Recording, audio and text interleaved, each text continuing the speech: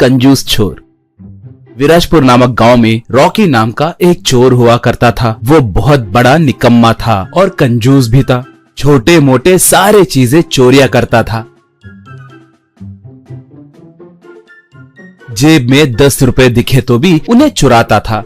थोड़े दिनों के बाद राखी अपने दोस्त जित्तू से जाकर मिला। जित्तू से राखी, यार मुझे एक अद्भुत उपाय सुझा है। वो ये है कि टी के टपरियों के पास, कोल्ड ड्रिंक के दुकानों के पास, टिफिन के ठेलों के पास बाहर फोन पे, गूगल पे करने के लिए क्यूआर कोड स्कैनर सकते हैं ना, उनके ऊपर हमारे बैंक अकाउंट के क्यूआर कोड ले जाकर चिपकाए तो क्या होगा जानते हो? कहा। बाप रे, अगर पकड़े गए तो? रॉकी, देखो दूसरे राज्यों में थोड़े नकली अकाउंट खोलेंगे, उसके बाद उस बैंक के कर्मचारी के नाम पे थोड़े क्यूआर स्कैनर कोड छपवाएंगे, उन्हें जो भी दुकान दिखे वहाँ पर छिपका देंगे। सिर्फ एक जगह ही नहीं, हो सके तो पूरे देश में छिपका देंगे। 100-200 रुपए ही जाएंगे ना, कोई उनकी ज्यादा परवाह नहीं करेगा। अगर ये वर्कआउट हुआ तो हमारी किस्मत बदल जाएगी, हमारे पास पैसा ही पैसा होगा। कहा। जित्तू तब, वाह, मेरी जिंदगी में कभी भी इतना लालची आइडिया मैंने नहीं सुना, मगर पैसे भी ज्यादा मिलते हैं ना, मेरे लिए ओके है। कहा।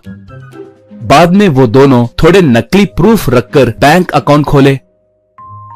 उसके बाद उन नकली अकाउंट के नाम पे सैकड़ों क्यूआर कोड स्कैनर प्रिंट करवाकर रात के समय घूमते हुए उन क्यूआर कोड स्टिकर्स को सारे जगह चिपकाने लगे।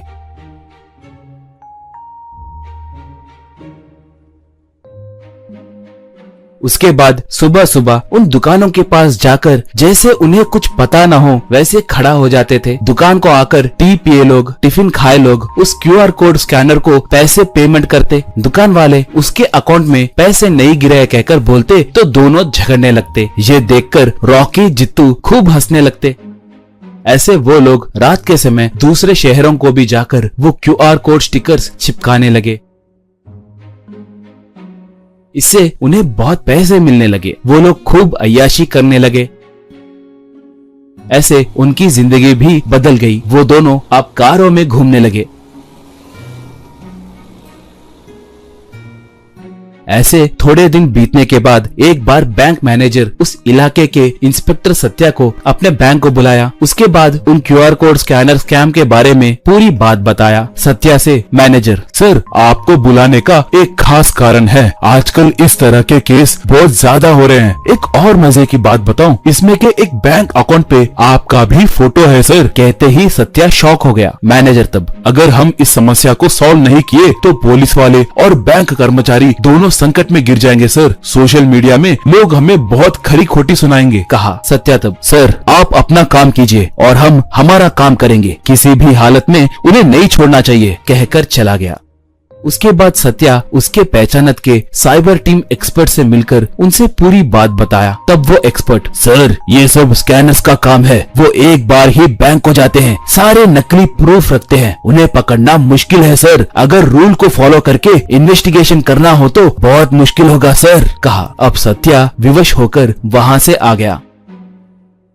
उस दिन अपने असिस्टेंट मंजू के मोबाइल फोन को लेकर जित्तू वालों को फोन पे ऐप से, मैंने आपका हुनर देखा है, बहुत अद्भुत है, हमारे पास करोड़ों रुपए कमाने का एक आइडिया है, अगर हम एक बार मिले तो हम इस पूरे देश के अमीर आदमी बन सकते हैं, कहकर एक मैसेज किया। उसके बाद एक लड़की की तस्वीर का लिंक भेजा, मोबाइल नंबर भी भेजा। जित्तू एक कॉफी के दुकान में मैसेज को देखकर रॉकी से ये बात बताया। रॉकी तब, यार संभल कर रहना, कभी कभी ये पुलिस वालों का जाल भी हो सकता है। कहा तो वो क्या करना है कहकर सोचने लगे।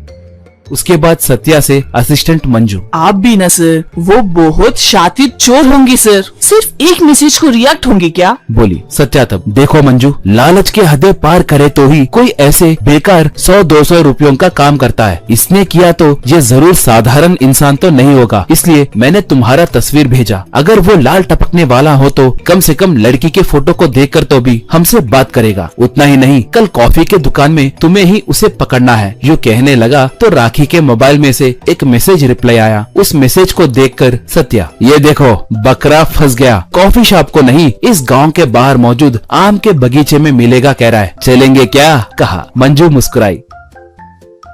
अगले दिन प्लान के मुताबिक मंजू जाकर आम के बगीचे में इंतजार करने लगी। वहाँ पर जित्तू और रॉकी एक कीमती कार में आए।